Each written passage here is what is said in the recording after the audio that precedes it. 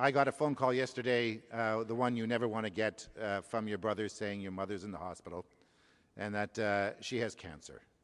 And I know that you deal with that a lot every day, and I know that maybe it's fate that I came here this morning to say thank you, because we all know, as you know more than all of us, that when people are sick, they need the solidarity that you provide to them, and that we all provide to them by having a healthcare system that works.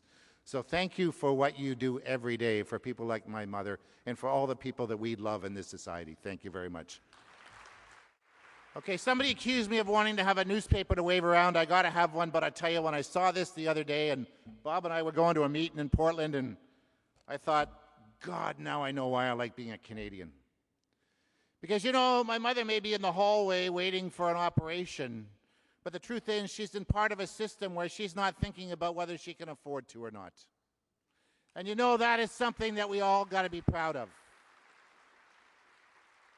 And I know the United States is trying to change their evil ways, as they say. But when I saw this headline, I thought it just drove it all home. The headline is, in the Seattle paper, "You're no longer covered." This is a program for 100,000 people in Washington State that live on the poverty line or just above, so they require health care and can't afford it, and it's a program to help them get health care.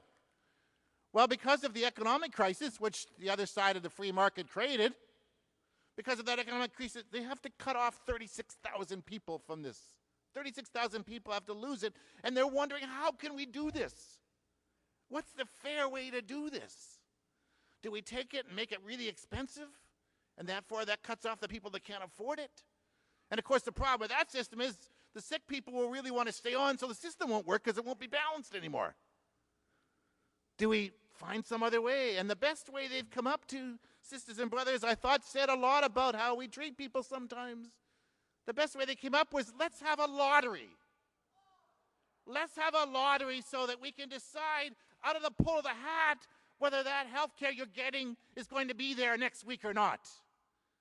And I say to all of you, you have a job to do, not just in the hospitals and the long-term care facilities and the communities of this province. You have a job to do with all of us to make sure there's no lotteries ever in Canada for anybody's health care, because it belongs to us.